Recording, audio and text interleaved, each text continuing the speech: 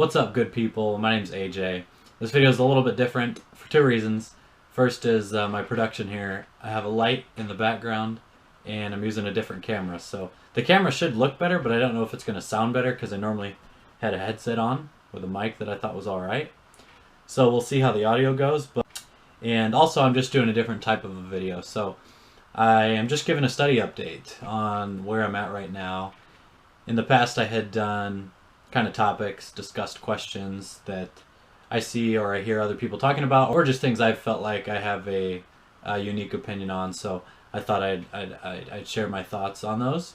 But today's just more about me and where I'm at in the study progress.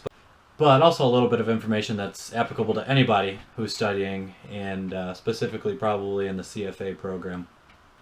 So if you haven't seen the other videos, I'm studying for level 3 right now. It is February 11th. And I started November 1st, so I did the same thing for level 1 and 2. Actually, level 1 I ended up starting a little late because my office ordered the study material later on. But I hope to start by November 1st for all the tests. And a little bit of what I did real quickly here was I used Wiley study material. So I went through all of the Wiley study videos, and at the end of each book, I would do the CFA blue box questions in the CFA curriculum, and then also the end of chapter EOC questions in the CFA curriculum. So it was basically like Wiley ethics videos, CFA ethics blue box, CFA ethics EOCs, and then what's next? Behavioral finance. Wiley behavioral finance videos, CFA behavioral finance blue boxes, CFA behavioral finance EOCs.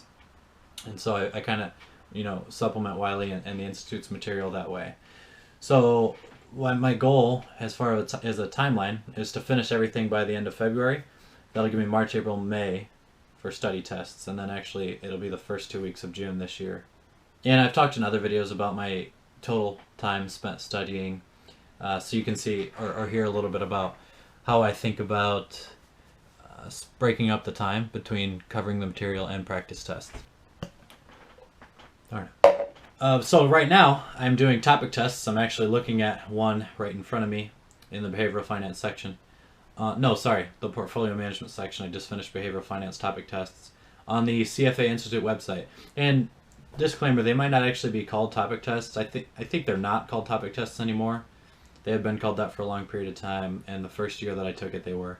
But they're just the practice questions on the Institute's website. Actually, yeah, it just says practice, and then you click it and you can go in and there's study questions. So I do the practice questions. In the past, when they were topic tests, they always seemed to coincide pretty well with what was on the actual exams. I guess I can't actually remember what were on the topic tests and then what were on the exams those years, but so I can't really say that they were all that relevant, but the general idea is that the topic tests are one of the closest, one of the most similar bodies of questions you can get compared to what you'll see on the exam. They're also the most difficult though, so they're probably slightly more difficult than the real exam, and they'll challenge you for sure. I wanted to give a side note too. I logged onto the YouTube channel and I got a handful of subscribers since the last 4 videos or so. So I didn't have any then. I have a few now, thanks to the subscribers. If you're watching these videos, thank you. And for anyone else, I think I'm going to continue doing CFA related topic videos, and also maybe other things like the study updates and just talking about where I'm at, so feel free to come aboard. A lot of people talk about burnout, which is something I think about from time to time, given this kind of mid-February time frame with the test coming up in June. I haven't really experienced it in level 1 or 2, and I study a lot. Some people say, oh, you can't do more than 300 hours because you'll get burned out, and then in April and May you're not going to be efficient at all in studying. I haven't seen that or felt that before. I have been getting a little more easily distracted in the last couple weeks. That's probably my own fault for just kind of losing some focus, but I wouldn't say I feel burned out. I guess I don't know exactly what that would be. So studying's still going well. I just need to continue to prioritize focusing during those 3 hours and making sure I'm actually learning the concepts in the type of memory that is able to be recalled, 6 months or 4 months later, about 4 months till the test right now.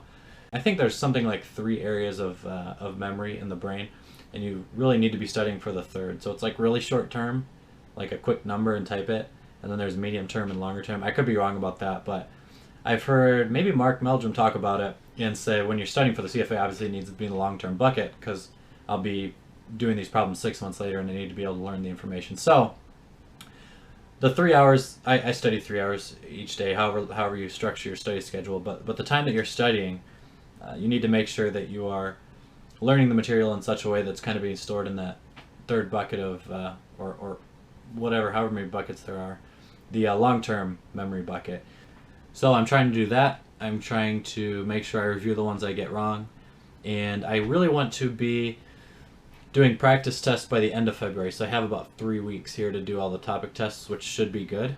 And then I'll have February, March, April, May, 16 weeks for practice tests. So probably, wait, sorry, that was wrong. March, April, May, and 2 weeks in June. So 14 weeks for practice tests, which will turn into about 14 practice tests. I did 9 for level 2. I'd like to be able to do more for level 3, especially because it's the first half of the test is an essay section, and those are historically, or what a lot of people say is that they're more difficult to practice for that and to learn how to answer those questions and to perform well on the test. So I'm hoping to take 14 practice tests, and right now it looks like I'll be on pace to be able to get those done. So I guess I'll just say that it's going well.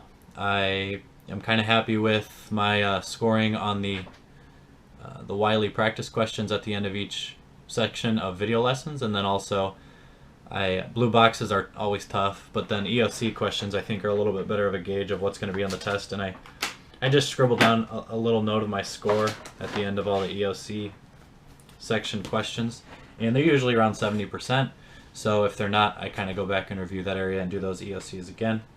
But you know, regular 70 sheet notebook here, and I've used up about the first probably the first 80% of it. There might be, you know, 15 sheets left here, and those are the pages I'll use to do practice tests on. But this is all notes, the first half of the notebook, and it's been a pretty good run so far. I think I'm retaining the material pretty well. I switched up my study schedule from evening to morning and then back to evening, and I was kind of hesitant to do that just because I didn't want to kind of throw a stake in the routine that I built for myself. It may have hurt me a little bit, you know, last month, basically, January and December. So for anyone else studying for the CFA programs right now or years in the future, if you're watching this video, good luck.